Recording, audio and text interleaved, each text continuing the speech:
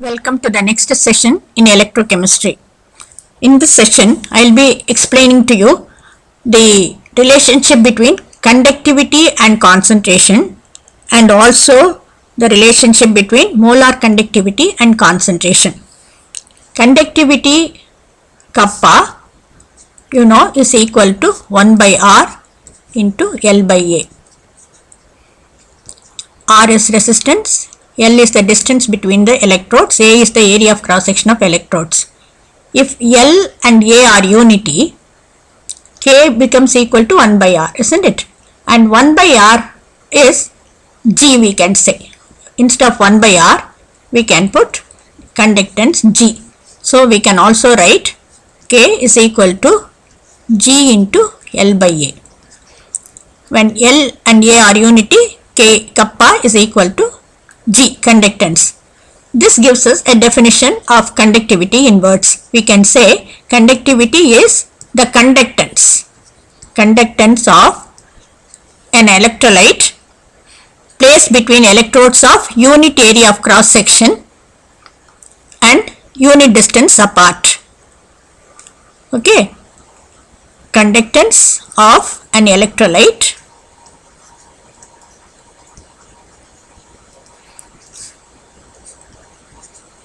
placed between electrodes of unit area of cross section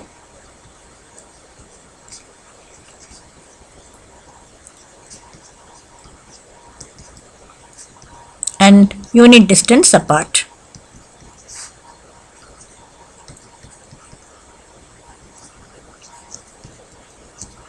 What is this? This conductivity. Conductivity can be defined as.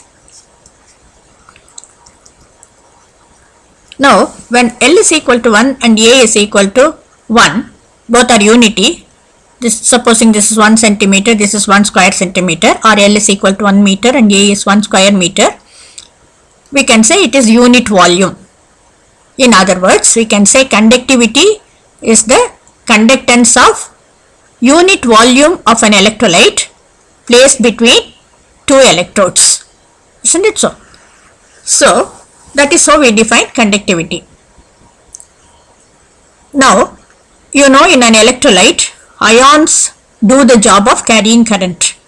Ions move carrying the current. As the number of ions increases, conductivity should increase. So, we can easily understand the relationship between conductivity and concentration. As concentration increases, number of ions increases. So, K should increase, K kappa increases with concentration.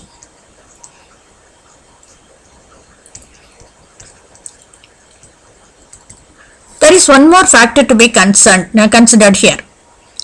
As the concentration increases, the number of ions per unit volume increases. So, there will be interionic attraction. Supposing you have K plus ions and Cl minus ions in the solution, if the number of K plus ions and Cl minus ions are more per unit volume, there will be greater interionic attraction. This will retard the movement of the ions and influence its conductivity. But still, even including that factor, K increases with concentration. Remember that the number of ions outweighs the interionic attraction. So, the net result will be K increases with concentration. When you consider a weak electrolyte, there will be one more factor. These two factors hold good there also. The third factor will be, as the concentration increases, the dissociation of the weak electrolyte decreases. So, that will lead to lesser number of ions. Still, the same relationship that K increases with concentration holds good for both weak electrolyte and strong electrolyte. I can say the graph could be like this. For a strong electrolyte, it increases like this. For a weak electrolyte, supposing this is kappa, and this is concentration. For a strong electrolyte it may be like this, and for a weak electrolyte it may be the curve may be like this, because for the same concentration, you know, the number of ions of a strong electrolyte will be more than that of a weak electrolyte due to incomplete dissociation of the weak electrolyte. So bear it in mind that kappa increases with concentration for both strong and weak electrolyte. To consider the dependence of molar conductivity on concentration, let us first see how molar conductivity is to be defined. Molar conductivity of an electrolyte is the conductivity of all the ions present in a solution, of course of the electrolyte, containing 1 mole of it in volume V, kept between electrodes of area of cross section A and unit distance between them. This is the definition of molar conductivity. We already know the relationship lambda m is equal to kappa by C, where kappa is the conductivity and C is the concentration. Concentration we can say is given by N, number of moles by volume V. As per this definition, N should be 1 mole, isn't it? So we can write kappa by 1 by V, where it will go to the numerator, kappa into V. Supposing we take 1 molar solution. 1 molar solution, lambda m is given by kappa, which is in unit Siemens centimeter inverse, let us say. Volume is 1000 centimeter cube. So the molar conductivity would be 10 to the power 3 kappa Siemens centimeter square. Am I right? Let me take 0.1 molar solution. 0.1 molar solution. For that, lambda m will be K Siemens centimeter inverse into C. Instead of 1 liter, it will be 10 liters, isn't it? For 1.1 molar solution means 1.1 mole is present in 1 liter. So its molar solution, 1 mole will be present. As per this definition, we have to consider the volume containing 1 mole, that will be 10 liters or 10 to the power 4 centimeter cube. 10 liters. So 1 more 0 I add. So this will be 10 to the power 4 kappa Siemens centimeter square. Now when you take 0.01 mole molar solution, which will be containing 0.01 mole per liter, so its molar conductivity is to be considered for a solution of 100 liters, which will be containing 1 mole, isn't it? So it will be K Siemens centimeter to the power minus 1 into 100 liters. I will write it as 10 to the power 5 centimeter cube. So this will be 10 to the power 5 K Siemens centimeter square. Let us go over that once again. As per the definition of molar conductivity, it is the conductivity of all the ions present in a solution of electrolyte containing 1 mole of the electrolyte in volume V. So for 1 molar solution, it contains 1 mole of the electrolyte per liter. Lambda m is equal to kappa Siemens centimeter inverse as per the relationship K into V into, for volume I write 1000 centimeter cube. For the same unit I have to substitute in centimeter cube. So we get 10 to the power 3 kappa Siemens centimeter square. That would be the value of the molar conductivity. If I take a 0.1 molar solution, which will be containing 0.1 mole per liter, so for the definition of molar conductivity, it should contain, we should consider a volume V which will contain 1 mole. So 10 liters only will be containing 1 mole. So for volume I have to substitute 10 liters, for which I have written a value of 10 to the power 4 here, which means 10 liters. Similarly, for 0.01 molar, this should be 100 liters. So I have written 10 to the power 5 centimeter cube. So you can see how the volume increases as the concentration decreases. So what would happen to the value of lambda m? K, K value is there.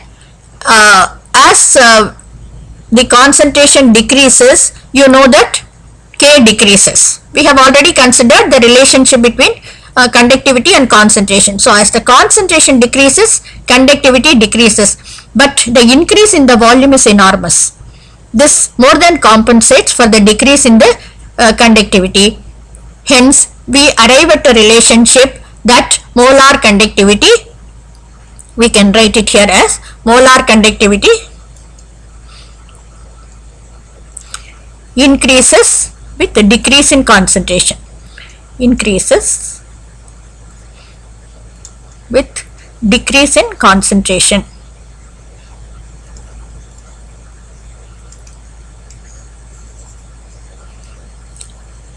We can also say molar conductivity increases with increase in dilution. Decrease in concentration is equal to increase in dilution.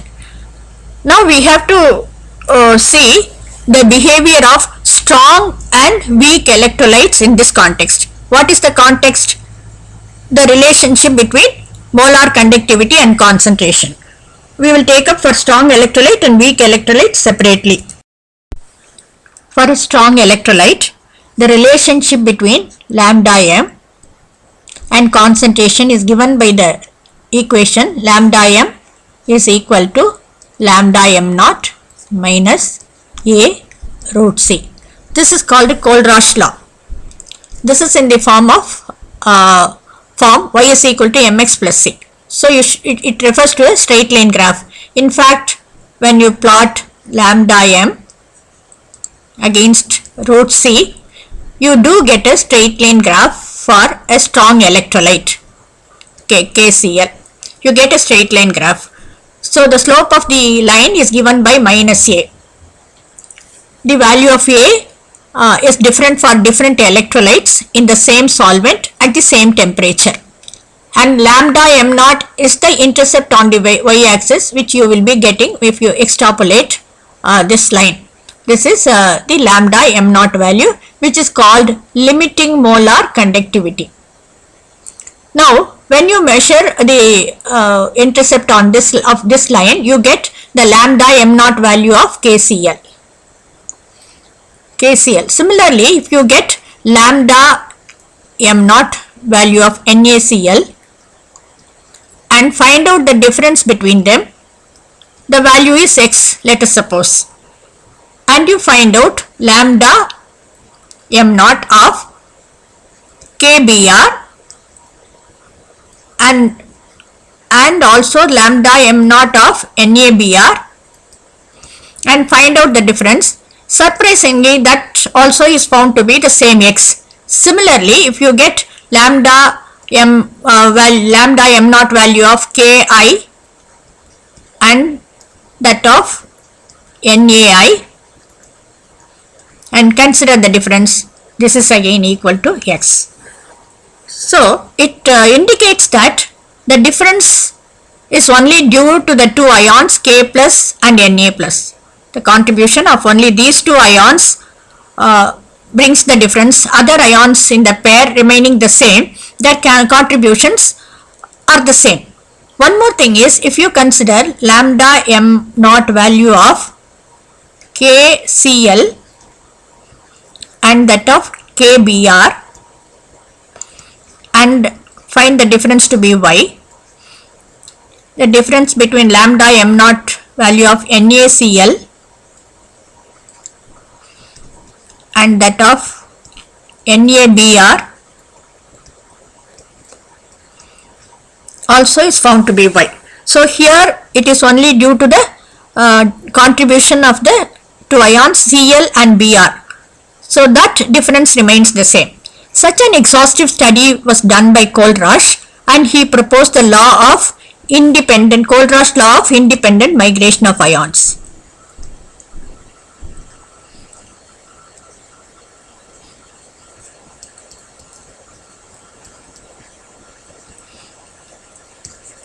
migration of ions. That is, he stated that each ion contributes its own specific value to the molar conductivity at infinite dilution. This lambda m naught, we can also say zero concentration or infinite dilution. Lambda m naught or molar conductivity at infinite dilution of an electrolyte. That is, each ion contributes its own value independent of the other ion. That is what is called the law of independent migration. And so, the molar conductivity at infinite dilution or zero concentration is the sum of the contributions of its individual ions. Supposing I consider an electrolyte AM, B, N. It will dissociate to give M ions of A plus and N ions of B minus. So for that AMBN, this will be M times the ionic mobility of the ion. For that I will write small lambda m naught of K plus of A plus plus for N ions of B minus.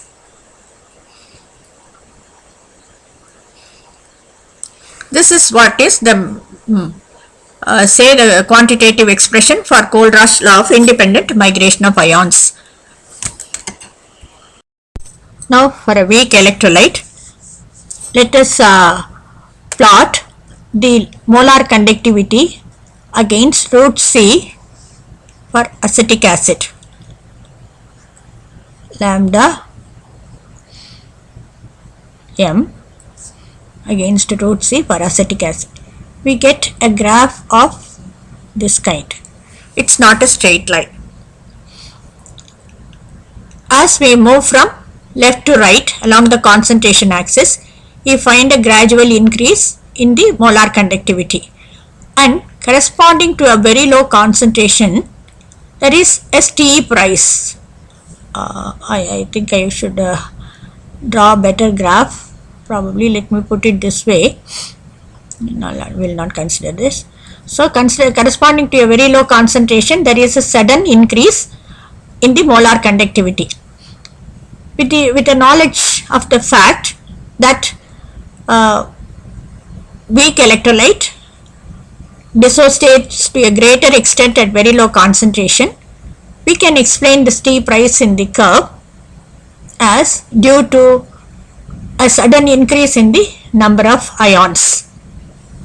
Right, but at the same time we cannot get the limiting molar conductivity, that is lambda m naught of acetic acid by extrapolation. Also, it is not possible to make any meaningful measurement of lambda mc because it corresponds to zero concentration.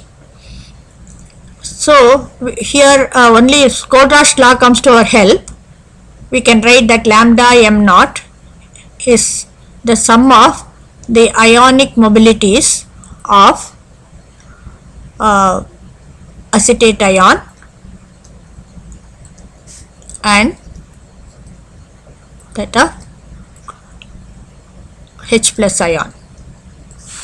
Again, the individual ionic mobilities are very difficult to measure. So we have to choose some strong electrolytes and measure their limiting molar conductivities, and by manipulation of those values we should arrive at the lambda m naught of acetate ion. For acetate ion, let me choose sodium acetate. Being a salt, it is a strong electrolyte, sodium acetate. So if I know the lambda m naught of sodium acetate, next is for H plus I am taking HCl, lambda m naught of HCl we can measure. In this, if we add these two, we get that of acetate ion plus sodium ion, H plus ion and Cl minus ion. We have to get rid of NaCl. So we have to measure the lambda m naught of NaCl. By simply adding these two and subtracting this, we can get the lambda m naught value. This kind of an operation will give you lambda m naught of acetic acid. So this is one of the applications of Kohlrausch law. What is it? We can determine the limiting molar conductivity of a weak electrolyte. Now, a weak electrolyte does not dissociate completely at all concentrations. Say the lambda mc is the molar conductivity corresponding to concentration C of acetic acid. This this corresponds to the degree of dissociation alpha. If alpha is the degree of dissociation of acetic acid at this concentration, the number of ions that are available to conduct depends on alpha, and that gives a value of lambda mc. Lambda m naught, limiting molar conductivity, say at infinite dilution, that corresponds to, I will write 1 because we assume that acetic acid dissociates completely, tends to dissociate completely at 0 concentration. We will take it as 1. So if I write alpha by 1, or alpha is equal to, I can write lambda m corresponding to any concentration C by lambda m naught. So this gives me a relationship between degree of dissociation and limiting molar conductivity. This I can obtain by a suitable method. This can be determined, experimentally determined. So I have a method for calculating the degree of dissociation alpha. And the dissociation constant of a weak acid, say acetic acid, is given by the formula Ka is equal to C alpha squared by 1 minus alpha. Substituting the value of alpha here, I can calculate Ka, that is the dissociation constant of a weak acid. Shall we recall the two applications of Kohlrausch law here? One is determination of limiting molar conductivity of a weak electrolyte by considering suitable strong electrolytes and determining their limiting molar conductivities, and by a suitable manipulation we can get the limiting molar conductivities of weak electrolytes. And from a knowledge of the limiting molar conductivity of the weak electrolyte and the determination of molar conductivity of the weak electrolyte at any concentration C, we can determine degree of dissociation alpha using this formula, and we can also determine the dissociation constant of a weak electrolyte. So this is about the relationship of the molar conductivity and concentration of a weak electrolyte. Next thing is we have to do some problems. The first problem is calculate molar ionic conductivity of aluminum ions at infinite dilution given the limiting molar conductivity of aluminum sulfate as 858 Siemens centimeter square per mole and the ionic mobility at infinite dilution of sulfate ion as 160 Siemens centimeter square mole inverse. We know the limiting molar conductivity of aluminum sulfate is the sum of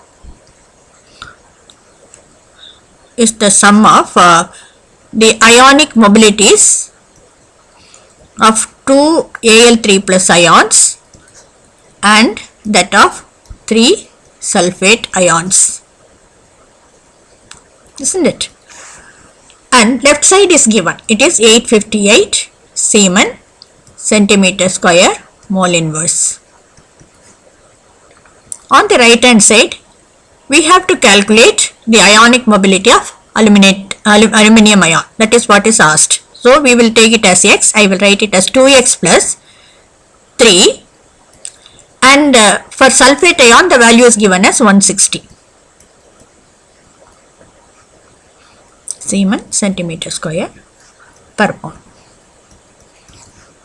So on solving we get x as 189 Siemens centimeter square per mole. In the second problem, you are given the limiting molar conductivities of sodium hydroxide, sodium chloride and barium chloride. You are asked to calculate that of barium hydroxide. You can just look at it, look at the electrolytes that are given, strong electrolytes that are given, and by a suitable manipulation you can arrive at the method of calculation. But for the sake of clarity, I am going to give the details here. Lambda m naught of barium chloride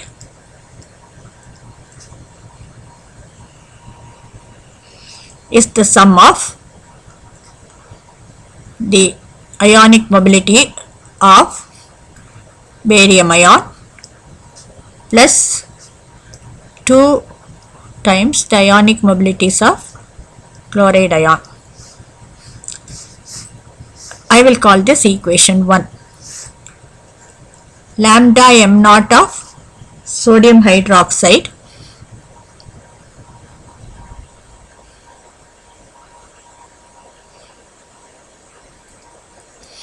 is the ionic mobility of Na plus ion plus the ionic mobility of Cl minus ion. I will call it equation 2, and the limiting molar conductivity of NaCl is the ionic mobility of Na plus ion and that of,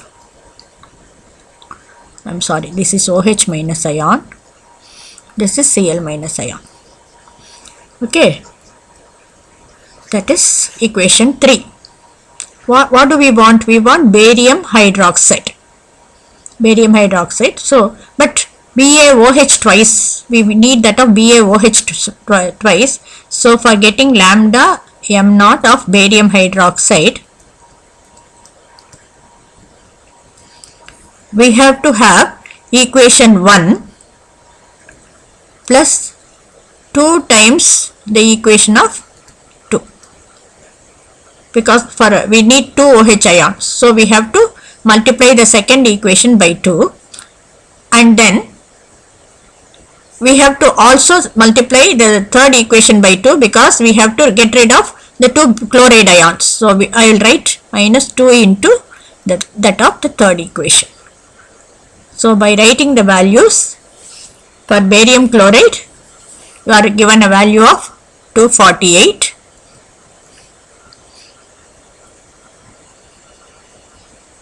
For barium chloride, you are given a value of barium chloride is at the end. So, you are given a value of 280. Chloride value is given here. It is 280 plus 2 into that of sodium hydroxide. Sodium hydroxide is 248 minus 2 into that of sodium chloride, which is 126. We will write the unit at the end. So, this gives you a value of 524 Siemen meter square per mole. I suppose it is clear to you. This is the last problem of the session. Conductivity of 0.0024 molar acetic acid is given as 7.896 into 10 to the power minus 5 Siemen centimeter to the power minus 1. You are asked to calculate its molar conductivity, and then you are given limiting molar conductivity of acetic acid. The value is 390.5 Siemen centimeter square mole inverse. What is its dissociation constant? After working out the problem, if you come back to refer to the solution, it would be like this. First, we have to write the conductivity data: 7.896 into 10 to the power minus 5 Siemen centimeter inverse. Then concentration is 0.0024 molar. So, we have the required data for calculation of lambda m. Kappa into 1000 by C. Because it is all in centimeter unit, we will have the 1000 there. When we substitute the values, 7.896 into 10 to the power minus 5 into 10 to the power 3 by 0.0024, you get a value of 32.76 Siemens centimeter square per mole. Then in the second part of the problem, we are asked to calculate dissociation constant. Dissociation constant Ka is given by C alpha squared by 1 minus alpha. We have the value of C, but we have to find out value of alpha. So we have learned in the discussion of our theory that alpha degree of dissociation is given by lambda m at any concentration C by lambda m naught. We have the value of lambda m naught in the problem. Lambda mc we have just calculated. So we can substitute 32.76 by 390.5 both in Siemens centimeter square per mole.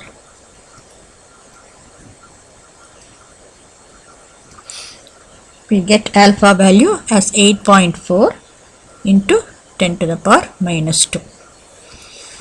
Then we have to substitute for Ka. C is 0.0024 into 8.4 into 10 to the power minus 2 the whole squared by 1 minus